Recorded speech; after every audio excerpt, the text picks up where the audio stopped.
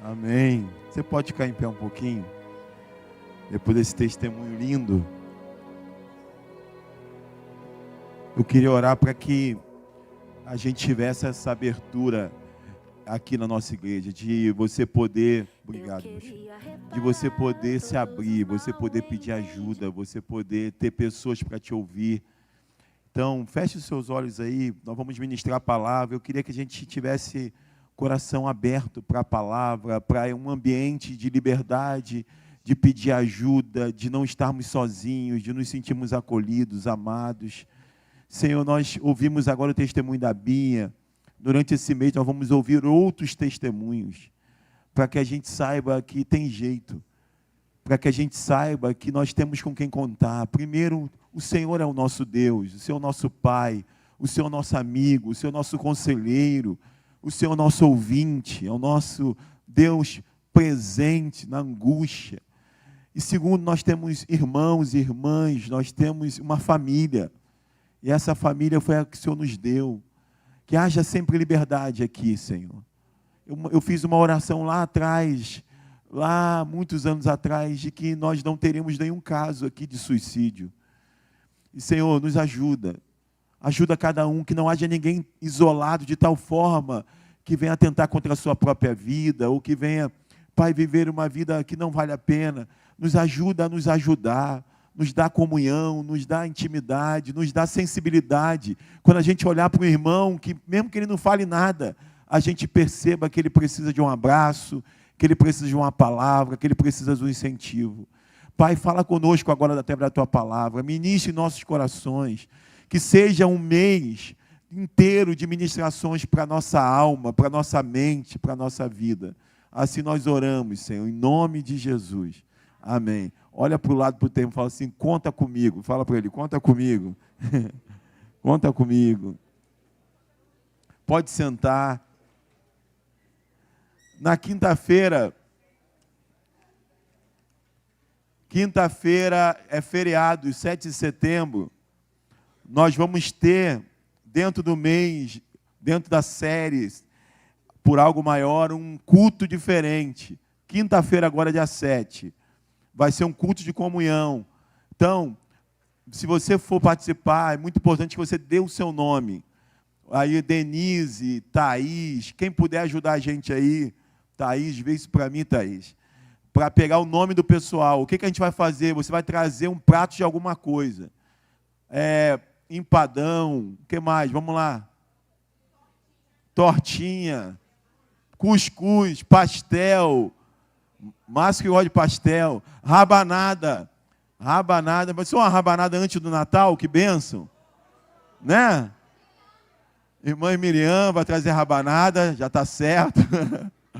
Então, você vai dar o seu nome lá no final, no término do culto, fala, olha, eu vou vir e eu vou trazer tal coisa. Se você não souber o que vai trazer, deixa o seu telefone para a gente ir acertando durante a semana. Então, vai ser quinta-feira, dia 7 de setembro, o culto vai começar às 7 horas, e a gente vai juntar aí nossas coisas, e vamos ter um momento de comunhão, um momento aí dentro da proposta desse mês, da gente poder buscar cura também pelo relacionamento, pelo diálogo, pela conversa. Amém? O pastor Paulinho abriu o culto falando um pouquinho do tema da nossa série, né? Voltando lá, por algo maior, série por algo maior. E ele falou sobre algo que estava no nosso coração, de fato, de falar de coisas que estão além de uma fala humana, de uma esperança humana. Mas entendendo também que quando a gente fala daquilo que é algo maior, que está em Jesus, que está no Evangelho, isso reflete em todas as áreas da nossa vida. E hoje eu iria fazer uma introdução, e eu fiquei feliz do pastor Paulo abrir o culto falando sobre isso, porque eu ia fazer a mesma coisa na pregação. Eu ia começar a primeira mensagem desse mês, que a gente vai receber o pastor Guilherme, vários amigos aqui, e muitos irmãos também na igreja. Testemunho, se você tiver um testemunho, pastor, eu quero dar o meu testemunho. Você procura, pastor, eu não consigo lá na frente, a gente grava você, te grava aí seu depoimento, mas é importante você testemunhar. Mas eu ia fazer isso hoje, essa introdução, falando desse algo maior. Só que eu tive uma experiência essa semana E eu não queria não ser fiel ao que eu estou sentindo. Não ser fiel à minha experiência, ao que eu passei, às minhas aflições, às minhas angústias. Aí eu dei uma mudada. E hoje foi um dia típico, hoje foi um dia corrido. Tive que sair com minha sobrinha à tarde, correndo, e eu fiquei muito limitado àquilo que estava dentro do meu coração, mais forte. E eu não quis fazer um movimento diferente do que eu estou sentindo. Eu tenho aprendido isso, de abrir meu coração para a igreja, de abrir meus sentimentos, de não ser um personagem. Então, hoje, eu quero colocar aqui, dentro desse tema, não um personagem, não, é o que eu sinto, o que eu passei, o que eu tenho sentido. Então, nós vamos falar sobre conflitos externos e temores internos. Na verdade, os conflitos externos, a gente não vai nem entrar muito, porque é o que Paulo viveu, mas esse temor interno é o que a gente vai mais focar aqui nessa noite. Eu queria falar duas coisas antes da gente entrar no texto. Duas coisas. Primeiro, dois erros que a gente comete em relação a alguns personagens bíblicos. Dois erros. Eu, pelo menos, cometo. Não vou conseguir abrir isso aqui, não. Quem me socorre aqui? Dois erros que a gente comete obrigado, meu amor, em relação a personagens bíblicos. O primeiro, pensar que eles não tinham as mesmas crises e sentimentos que nós temos. Quando a gente fala personagem bíblico, só essa fala, personagem, já dá uma ideia de que não é a pessoa, não é gente. E aí a gente olha para esses personagens bíblicos, Moisés, Davi, Abraão, Jacó, e a gente, mesmo lendo na Bíblia, eventos muito humanos, como medo, como ansiedade, como agir de uma maneira errada, em alguns momentos esses homens falharam, esses homens erraram, mas ainda assim, parece que por a gente trazer essa raiz católica, esses mais de 500 anos disso da gente, parece que a gente olha para esses personagens não como pessoas, não como gente de carne e osso. Então, a gente pensa neles não como pessoas que têm os sentimentos que nós temos, crises que nós temos. Nós olhamos para eles de uma maneira diferente. Aí é interessante que lá em Tiago, capítulo 5, versículo 17, vai dizer que Elias era homem sujeito às mesmas paixões que nós. E ele orou e ficou sem chover tanto tempo. Tiago pega o exemplo de Elias para falar que ele era humano. Quando diz que ele é sujeito às mesmas paixões, dizer assim, Elias era humano. Elias era de carne e osso. Ele usa o exemplo de Elias porque Elias era um profeta de coisas extraordinárias. Elias, se você for pensar num profeta que executou coisas extraordinárias pelo poder de Deus, nós vamos falar logo de Elias, Eliseu. Então, Tiago, ao escrever isso, ele usou o exemplo do cara mais sobrenatural nos seus feitos, que é Elias. Mas ele diz, Elias, com tudo isso, era ser humano, é gente de carne e osso. Se você pegasse Elias e desse um beliscão nele, ele ia gritar. Ele é gente. Então, primeiro erro que a gente comete, eu cometo, olhar para esses personagens bíblicos e achar que eles não tinham as crises que nós temos, que Bia teve, que Bia ainda tem, que Bia vai vencendo. Os testemunhos como Bia trouxe aqui. Esses homens da Bíblia também tinham isso. Eu estava lendo o Salmo 42, você pode ler em casa depois. Gente, lê o Salmo 42. É uma coisa incrível. Tem uma parte do Salmo que ele fala assim, dia e noite as lágrimas têm sido o meu alimento. Imagina uma pessoa falar isso.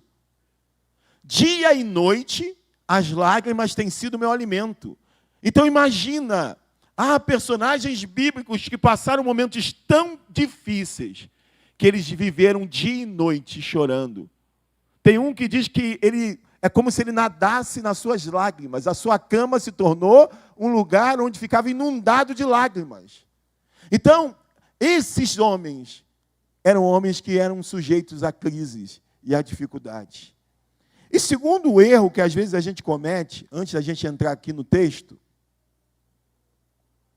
é achar que as angústias desses personagens, se eles têm, então, eram sempre grandes ou provocadas por motivos gigantes. Então, se eles tinham crises, se eles tinham problemas emocionais também, eram sempre crises gigantescas. Eram sempre coisas muito maiores do que as minhas, do que a minha realidade. Então, você lê o texto, mas você não se identifica com o texto. Porque Davi, para você, está muito distante da sua realidade. Abraão, para você, está muito distante da sua realidade. Paulo, para você, está muito distante da sua realidade. Pedro, para você, está muito distante da sua realidade. Aí você lê o texto está falando de angústia. E do amparo do Senhor para aquela angústia. Mas você não se identifica, porque esses homens estão muito distantes da sua realidade. Hoje eu estou aqui para te dizer que, na verdade, esses homens estão muito próximos da nossa realidade. Por mais que eles sejam uma referência para nós, de dedicação, de entrega, de morrerem pela causa do Evangelho. Ainda assim, eram homens muito parecidos com eu e você. E aí, dentro disso, nós vamos ver aqui a aflição de um homem chamado Paulo, apóstolo Paulo, que a gente está estudando. Eu estudando para a escola bíblica. O Senhor trouxe esse texto ao meu coração. Então, a gente já está dando a aula de domingo que vem. Tá bom? Então, abre sua Bíblia lá em 2 Coríntios, capítulo 7, versículo 4 ao 7. 2 Coríntios, capítulo 7, versículo 4 ao 7. Vamos ver esse conflito de Paulo, vamos ver esse sentimento interno de Paulo, que é muito parecido com o nosso. 2 Coríntios 7, capítulo 7, versículo 4, diz assim: tenho grande confiança em vocês. Paulo está falando para os irmãos da igreja de Corinto. Tenho grande confiança em vocês. E de vocês tenho muito orgulho. Gente, pensa numa pessoa alegre. Paulo está aqui transbordando de alegria. Imagina você, vamos pegar aqui, você está muito mal, muito angustiado com alguma coisa. Já viveu isso? Você é muito angustiado. E daqui a pouco chega uma notícia que reverte aquilo. Aquilo que você estava pensando mal foi revertido. Paulo está vivendo essa experiência aqui. Ele estava muito mal, muito mal. E agora, quando ele escreve aqui o versículo 4, isso foi revertido. Ao contrário. A situação mudou. Aquilo que ele estava pensando, que estava ruim, mudou. Aí ele vai dizer: tenho grande confiança em vocês. E de vocês tenho muito orgulho. Sinto-me bastante encorajado. Olha essas palavras, encorajado. Eu fui encorajado com essa notícia. Minha alegria, olha aí, alegria, minha alegria transborda em todas as tribulações. Olha o que está dizendo, mesmo em tribulações, da perseguição do Evangelho, das oposições pela causa do Evangelho, mesmo assim, ele estava tão transbordando de alegria, que mesmo na tribulação, a alegria dele transbordava. Tamanha a alegria da notícia que ele tinha recebido. Pois, ele vai explicar o porquê disso. Por que ele está transbordando? Pois, quando chegamos à Macedônia, não tivemos nenhum descanso, mas fomos atribulados de toda forma, conflitos externos e temores internos, que é o tema da nossa mensagem. Deus, porém, escute, que consola os abatidos, consolou-nos com a chegada de Tito. Tito chegou com uma notícia que consolou o coração do apóstolo Paulo. E não apenas com a vinda dele, mas também com a consolação que vocês lhes deram. Ele nos falou da saudade, da tristeza e da preocupação de vocês por mim, Paulo falando. De modo que a minha alegria se tornou ainda maior. Vamos entender isso, voltando ao texto, versículo 4. Paulo começa: tenho grande confiança em vocês, igreja de Corinto, a igreja que ele fundou, a igreja que ele plantou. Paulo foi aquele que inaugurou essa igreja. Ele está escrevendo uma carta para essa igreja. Ele está dizendo: tenho grande confiança em vocês. E de vocês tenho muito orgulho. Sinto-me bastante encorajado. Isso pela mensagem que Tito trouxe da igreja de Corinto. Minha alegria transborda em todas as tribulações, pois quando chegamos à Macedônia, não tivemos nenhum descanso, mas fomos atribulados de toda forma, conflitos externos, temores internos. O que estava acontecendo aqui? Por que Paulo está tão orgulhoso dos coríntios? Por que Paulo está tão alegre deles? Por que ele está encorajado com eles? Paulo havia tido um problema com essa igreja que ele fundou. Paulo era um missionário e nessas viagens dele, ele começou um trabalho nesse lugar chamado Corinto. Um lugar muito grande, muito rico, de muitas pessoas. Um lugar de muita promiscuidade, de muita idolatria. Mas nesse lugar improvável, uma igreja foi inaugurada. E ali Paulo funda aquela igreja. E como que era feito? Ele ficava ali 2 anos, 1 ano e pouco, 2 anos, preparando pessoas. Hoje em dia acontece muito isso. Igrejas históricas, principalmente, vão para o lugar mais inóspito, mais que ninguém quer ir. A maioria das igrejas hoje vai para onde? Barra da Tijuca.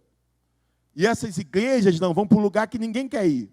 Para o sertão, para um lugar que não tem quase igreja. E eles vão lá, um pastor com a esposa, com o filho, se mudam para aquela região e começa ali um trabalho de evangelismo. Ele, a esposa e o filho vão nas casas, vão fazer orações pelas pessoas.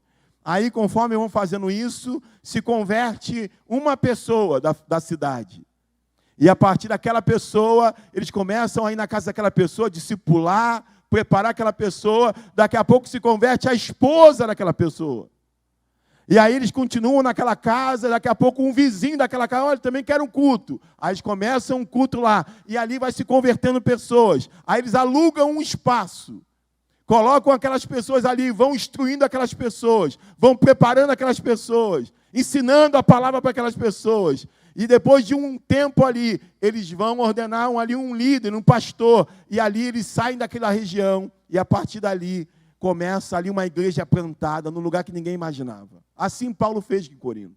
Ele começou um trabalho, instruiu aquela igreja, e depois ele tinha que continuar a obra missionária. Ele viajou para outros lugares, e não é como hoje. Não tinha WhatsApp, não tinha essa tecnologia. Tudo era muito difícil, a comunicação era difícil. Ele tinha que enviar epístolas, cartas, pergaminhos, através de embarcações, através de pessoas a pé. Era muito complicado.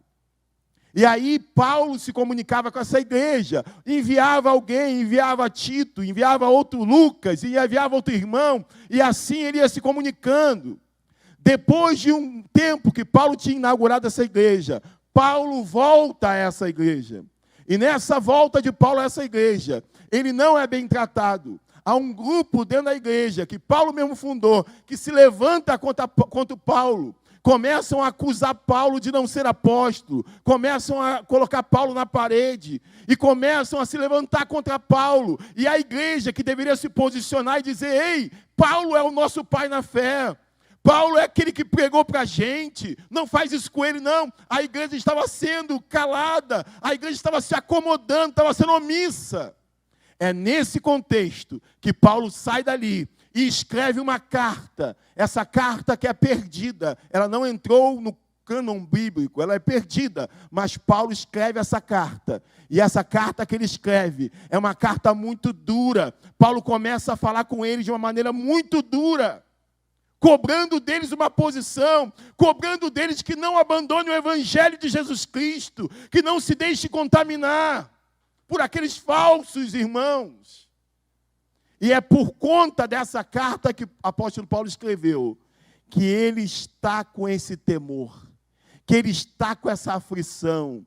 E é interessante, lá em 2 Coríntios, capítulo 2, versículo 12, 2 Coríntios 2, 12, diz o seguinte, ele diz assim, ó, quando cheguei a Troade para pregar o evangelho de Cristo e vi que o Senhor me havia aberto uma porta, ainda assim não tive sossego em meu espírito. Ele vai dizer, olha, uma porta me abriu lá em Troade para eu pregar o evangelho, uma oportunidade foi aberta, isso é raro no meio da perseguição, sempre era perseguição, prisão, Mas uma porta se abriu, uma oportunidade se abriu. E aí, em meio a essa oportunidade, mesmo com essa oportunidade, ele vai dizer que, ainda assim, ele não teve sossego em seu espírito.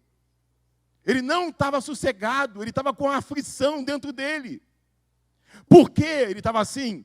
Porque eu não encontrei ali meu irmão Tito. Eu não encontrei Tito. Então eu tenho uma oportunidade de pregar. Uma porta se abriu, uma oportunidade se abriu. Eu posso pregar, mas ainda assim há uma aflição dentro da minha alma. E eu não consigo, é como se me atrapalhasse de pregar. Eu preciso encontrar o meu irmão Tito.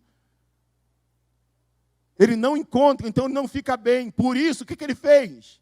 Despedi-me deles e fui para a Macedônia. Ele, mesmo tendo uma porta ali, em Troade, ele não consegue ficar ali, porque ele estava perturbado no seu espírito. E qual era essa perturbação de Paulo? Era o que aquela carta tinha causado na igreja de Corinto. E quem iria trazer informações para ele? Tito. Tito tinha ido a Corinto para saber como que a igreja tinha recebido aquela carta. Paulo estava temeroso. Eu acho que eu pesei minha mão demais. Eu acho que eu reclamei muito. Eu acho que eu fui muito duro. Será qual foi a reação deles?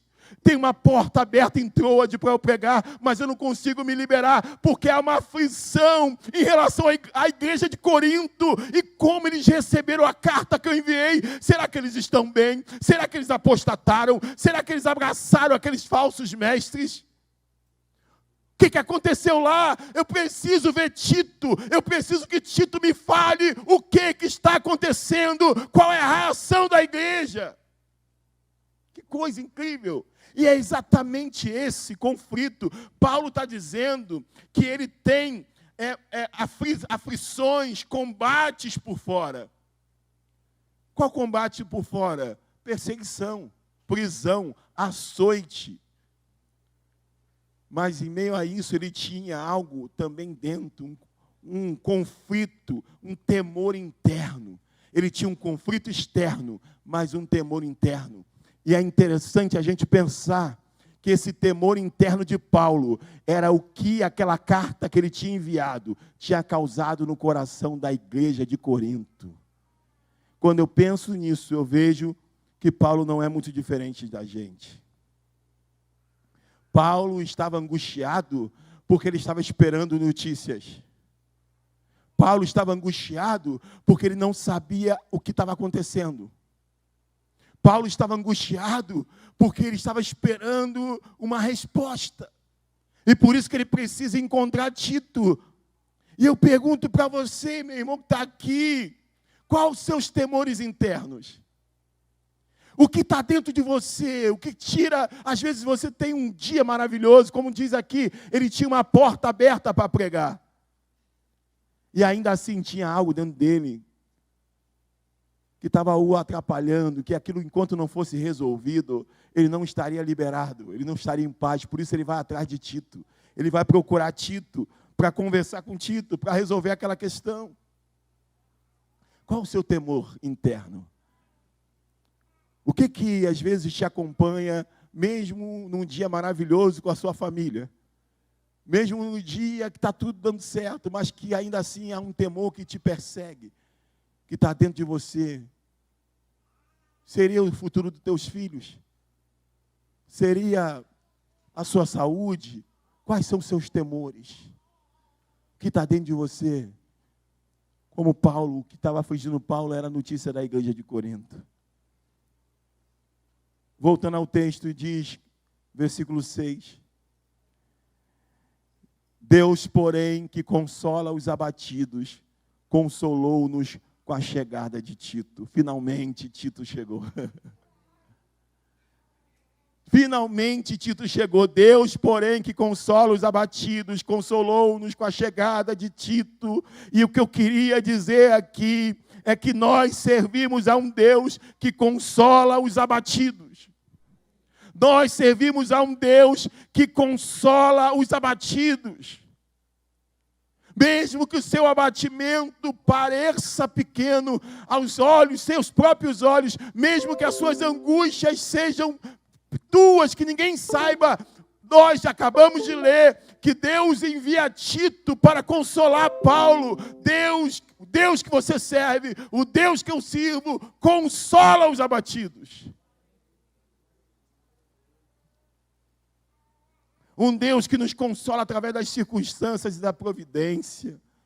Mero ato da providência, a chegada de Tito com boas notícias, alegrou o coração de Paulo. Usa coisas comuns e consideradas pequenas para nos alegrar. Muitas vezes, meu irmão, eu sou expert nisso, em me julgar pelas minhas inquietações. Às vezes foi interessante Bia falar esse processo dela, de ela perceber que a cobrança dela era a maior de todas.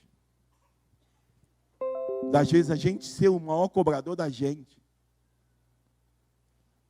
E às vezes, muitas vezes eu me pego me julgando pelas minhas inquietações. E quando eu vi esse texto, quando eu vi essa inquietação de Paulo, eu falei assim, gente, isso é muito homem, isso é muito humano.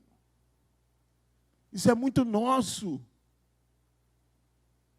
Inquietação que não é falta de fé, mas que faz parte da nossa natureza humana. Nós estamos diante de um homem que é considerado um dos grandes teólogos da humanidade. Uma escrita admirada até hoje, um homem incrível. Um homem dedicado ao Senhor, ao Evangelho, mas ainda assim um homem com inquietações. Então eu comecei a olhar e falei assim, às vezes a gente precisa também aceitar mais a nossa humanidade. Alguém disse que um exemplo de alguém piedoso é alguém mais humano. É o contrário do que a gente imagina. A gente imagina um homem piedoso voando, falando em línguas, rodopiando. Mas, na verdade, o homem piedoso de verdade é aquele que é mais humano. É aquele que consegue olhar e falar a linguagem humana e não é falar em línguas, coisas que ninguém entende. E nós estamos diante de alguém que nós não temos dúvida da sua seriedade, do seu chamado, que tinha inquietações, mas que Deus é um Deus que consola os abatidos. Voltando ao texto do versículo 7, o que Tito trouxe para Paulo de informação da igreja? E não apenas com a vinda dele, ele está continuando lá dizendo que nos consolou com a chegada de Tito, e não apenas com a vinda dele, de Tito, mas também com a consolação que vocês lhes deram. A igreja de Corinto consolou Tito. Tito chega com aquela demanda de Paulo, com aquelas perguntas de Paulo, como que a igreja está, como que ela se comportou, como que ela reagiu à carta. E aí Tito chega e a igreja lê, já tinha lido a carta e diz para Tito, Tito, está tudo bem. Nós já corrigimos aqueles que tinham que ser corrigidos. Já colocamos para fora quem tinha que ser colocado para fora. Nós amamos Paulo. Nós consideramos o Evangelho. Nós não abandonamos a fé. Diz para Paulo lá que nós estamos com saudade dele. Diz para Paulo que ficamos tristes com o que fizeram com ele. Diz para Paulo da nossa preocupação com ele, com você, Tito. De modo, Paulo vai dizer que a minha alegria se tornou ainda maior. Sabe o que eu fiquei pensando? Que às vezes nós esperamos o pior das pessoas e das situações. Paulo estava aflito, porque ele estava pensando o pior reações para a sua carta. Ele pensando, olha, a igreja deve ter abandonado a fé, a igreja deve ter se rebelado e aderido aos falsos mestres, a igreja deve ter desistido. Mas, na verdade, a igreja estava com saudade, a igreja estava preocupada com Paulo, a igreja estava se portando com Paulo. Às vezes, nós esperamos o pior das situações. E alguém essa semana falou para mim, ansiedade é entre tantas coisas, é a preocupação com o futuro, mas de forma negativa. Uma preocupação negativa, um olhar negativo do futuro. Paulo, pensando no resultado da carta que ele havia enviado, ele começou a pensar que tudo tinha dado errado, quando na verdade tudo tinha sido providencial. Se você continuar lendo o texto, versículo 8, 9, você vai ver que tudo foi providencial para conserto, para restauração, para mudança. Mas Paulo estava tão aflito que pensou o pior. Mas Tito chegou com boas notícias. Paulo, na verdade não, Paulo. Está tudo bem. Eles me consolaram, Paulo. Estava aflito. Você me pediu para ir lá, eu fui. Mas eu fui preocupado. Mas chegou lá, eles me consolaram. E eles mandaram dizer que eles te amam. Eles mandaram dizer que eles estão com saudade. Eles mandaram dizer que aquilo que aconteceu, eles ficaram tristes com aquele episódio. Que eles corrigiram quem tinha que ser corrigido. Paulo, não é nada daquilo que a gente estava pensando. A carta foi ótima. A sua carta você não escreveu demais, nem de menos. Você escreveu pela mão de Deus. Paulo, está tudo bem. Por isso que ele começa o texto alegre. Por isso que ele começa o texto dizendo, eu tenho orgulho de vocês. Por isso que ele começa o texto dizendo, vocês me surpreenderam.